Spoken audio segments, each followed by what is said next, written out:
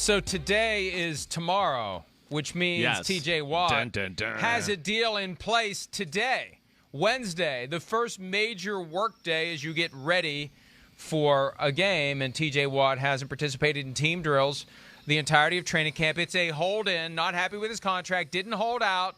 Team allowed him to show up, not practice. He's there working out individually in meetings, otherwise getting ready, but not putting his body in harm's way until he gets his new contract. The problem is, Chris, no new contract. Now, some would look at what Tomlin said yesterday as an indication that he knows what's up and that they're going to get a deal done.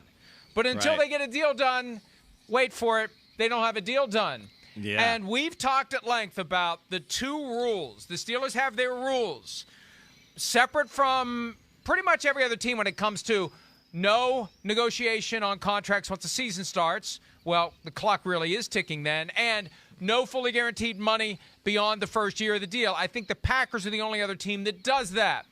So, I look, hey, it's a deadline-driven business. The deadline is here.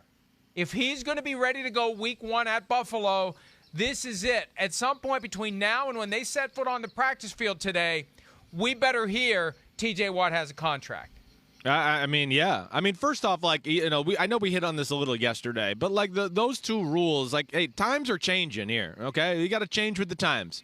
I mean, players aren't going to, like, just go, oh, I played with the Pittsburgh Steelers and I'll agree to contracts that nobody else in football does, you know, and no guarantees past 1 year, when they're going to see other players that are equal to them around the league that, of course, have guarantees that filter into other years. So, you know, no player's going to get behind that. That's got to change. And then, listen, I understand for business purposes, like, we don't negotiate during the year. All right.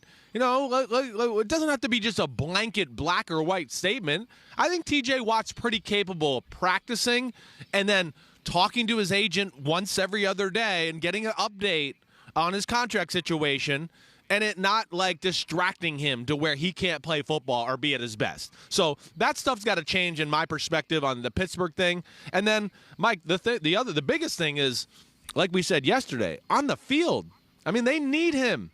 There's no Bud Dupree this year. Stephon Tuitt's hurt and on injured reserve. This is a front. Devin Bush is just coming back from an ACL tear. You know, I don't think the Steelers' front seven is going to be as dominant maybe as we've seen the last few years. And that's where I look at him and go, damn, they need him. He's their blue-chip player on that front seven that can change offensive game plans. Rich Eisen and I were talking about this yesterday on his show, which airs on Peacock 12 to 3 Eastern. And, you know, he made a point that we've made from time to time as it relates to this idea of precedent. We don't want to set a precedent because, you know, if we do this for TJ Watt, somebody else is going to want it. Well, when somebody else asks for it, what you say to him is, you're not TJ Watt. You're not TJ Watt. Exactly. Right. Play like TJ Watt, and we'll change the rules. And case in point, I think yesterday was kind of a crazy day where it was nonstop. I don't remember whether I said it on this show or whether I said it to Eisen. I think I said it to Eisen. With Antonio Brown, when he was in his prime and he was sufficiently under control that he didn't turn things upside down in the Steelers organization, he wanted a new deal with 3 years left. Well, the Steelers don't redo deals for anyone other than a quarterback who has more than 1 year remaining. So what did they do? He had 3 years left. They took some money from the next year, and they moved it in to this year. And then when he had 2 years left, they took money from the next year, and they moved it into that year. And then when he had 1 year left, they followed their rule, and they gave him a new contract. So they can make an exception like that for a great player.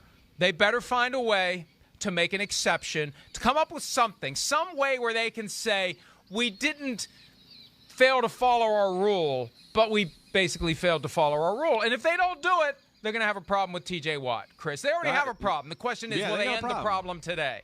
Right, yeah, and they got a problem. And they're playing my boy Blue, Josh Allen, and you're not going to have TJ Watt on the edge or at least like at 100% TJ Watt. I don't care if TJ Watt practiced today and play on Sunday. He's not going to be as good to the total capabilities of what TJ Watt can be. And, you know, your point about, like, I mean, rules are made different for the star players all the time in the NFL. That's life in the NFL. You know, money talks, performance talks on the field. Those guys, yeah, the rules get changed for them a little bit. they were probably changing a lot of rules for Antonio Brown when he was there during that time period and letting things slide and actions. Yes. But no, we can't do the contract thing. So that's where I don't understand that totally. And Mike, let me ask you this, and maybe I'm off base here.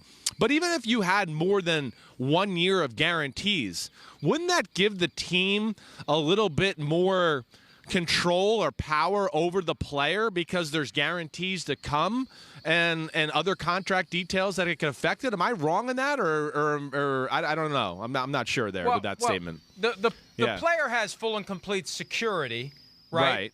And the team does have an extra layer of control depending upon how the language in the contract that would void the guarantees is worded. Right. So you do have a little more power from the standpoint of if you do something you shouldn't do, your guarantees get voided. Now, I think the Steelers probably are saying to Watt's agents, why are you hung up on anything more than injury guarantees? Do you really think we're going to cut T.J. Watt after one season?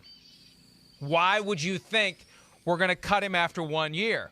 We want him here for the next 2 years, minimum. Now, he may be looking to get 3 years fully guaranteed, or to structure the deal in a way that he's guaranteed to be there for 3 years. But I remember when we went through the whole Le'Veon Bell thing a few years ago and the offers they were making, there was no reason for him, first year of the franchise tag, there was no reason for him not to just play under the franchise tag because they weren't guaranteeing him anything beyond the first year.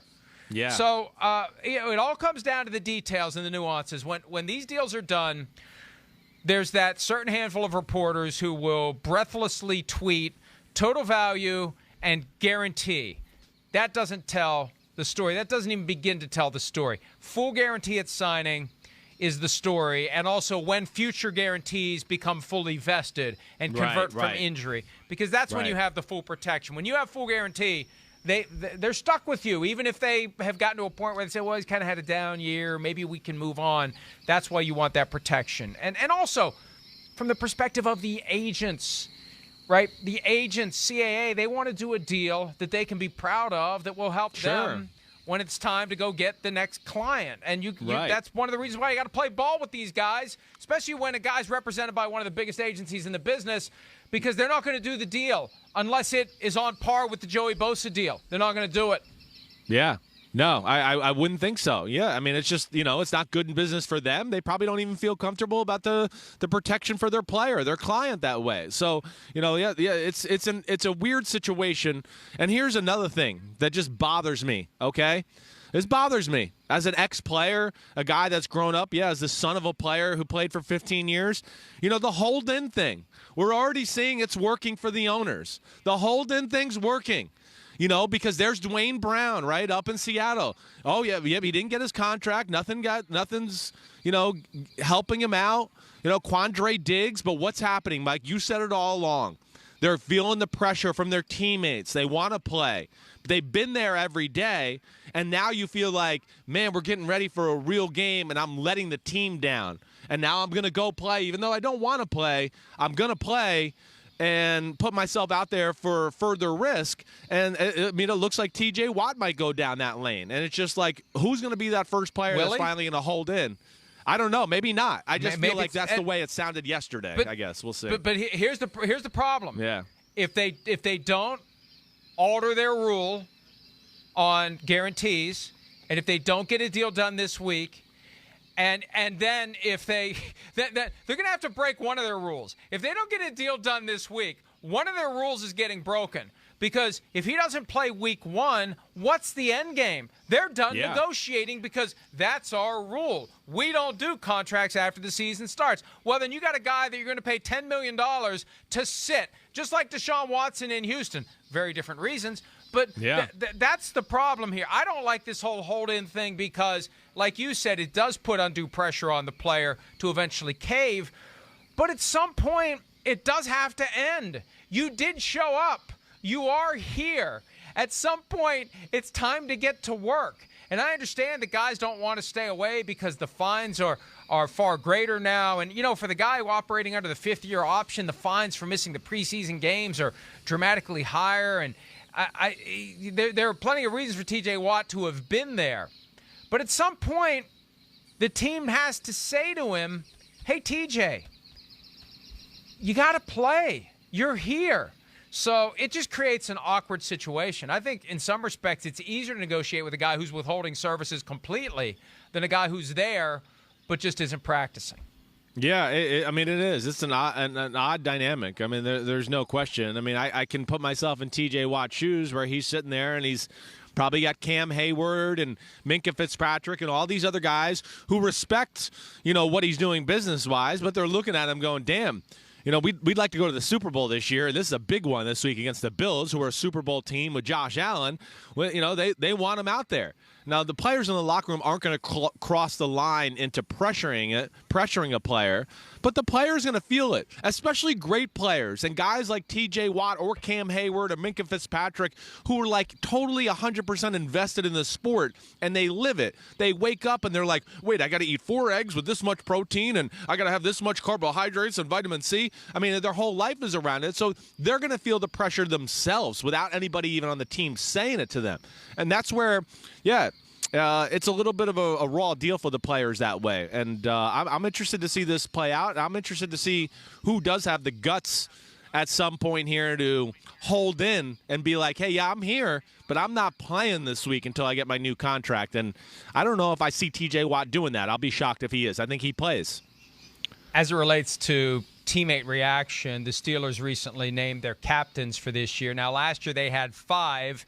Ben Roethlisberger, Marquise Pouncey, Cam Hayward, T.J. Watt, and a special teams guy whose name escapes me. This year they got 3. Roethlisberger, Hayward, and Derek Watt, T.J.'s brother. So I don't know why they only decided to have 1 on offense and 1 on defense, but T.J. Watt doesn't have that C on his jersey. And that to me was just an interesting little wrinkle in all this, and I can't help but wonder if he had been practicing all along, would they have gone with 5 captains, 2 offense, 2 defense, 1 special teams? But there's got to be, at this point, some raised eyebrows, some questions. We're all in, let's get ready to go play mode. He's there, and he's not with them. Remember a few years ago when Le'Veon Bell waited until just before the start of the season to show up and get his franchise tag salary? Right. There were actually offensive players who were calling him out, presumably at the behest of management, for exercising his rights under the CBA. Right. The Steelers exercised their right by applying the franchise tag. He was exercising his rights. And they had guys stirred up and calling him out. So yes, they did. If that was happening then, you just got to wonder what's happening behind the scenes now. Yeah, I would hope that Steelers learn from that a little bit. You're right. At that point, I feel like the coaches and some of the offensive linemen, the Steelers were feeling like they were the best team in football, and they wanted him there, right, to make that Super Bowl run. I don't think players will fall into that trap this time around. I think they'll have learned to go, wait, that was messed up. We did that to Le'Veon Bell. People like us have brought it up. I don't think they'll go that way with T.J. Watt. I don't understand. I'm interested to know what the holdup is. That's where I'm really interested in, because T.J. Watt is like, he is the epitome of what a Steeler is, right? I mean, am I saying that right? Does that make sense? I think it did. Yes. But yes, he stands for everything. And thank you. Accidentally intelligent, right? But yes, he stands for everything they want. So, is it just the guarantees? Is it the top dollar average per year salaries? It is. It's just that. Aditi Kinkhabwala of NFL Media tweeted yesterday that this saw that, right. refusal to extend the guarantees beyond the first year is threatening to sink the negotiations at a time when there was optimism. Excuse me. At some point, they're going to have to bend. Somebody's got to bend. Watt says through his agents, I want the guarantees full and complete beyond 1 year. Steelers say, no, we don't do it that way. Something's got to give or it's not getting done. So I think that is the thing, and we'll see. When the clock starts striking 12 later this morning, will someone blink? Yeah, I would think that the Steelers are going to blink here at some point. I think they got to look at it and go, wait, he's the best player on our football team, and the pass rusher position's so important to their scheme and everything they do on that side of the ball. that I would hope that they get this done. I don't know who blinks. I shouldn't say that I think it'll be the team that blinks. I don't know. Maybe the Steelers are stuck in their old school ways and they won't blink, and maybe they know TJ Watt is old school and he's just eventually going to play and be a little unhappy. But something's got to give here, and I don't know what side gives. I just texted Burt Lawton, extraordinary PR representative for the Steelers, to just find out when practice starts today. I want to know when the bell is going to start clanging over and over again for TJ Watt to show up or not show up for the first big practice in advance of Week 1. Hi, I'm Mike Tirico, and thanks for watching. Make sure to hit subscribe for the latest news and highlights from NBC Sports.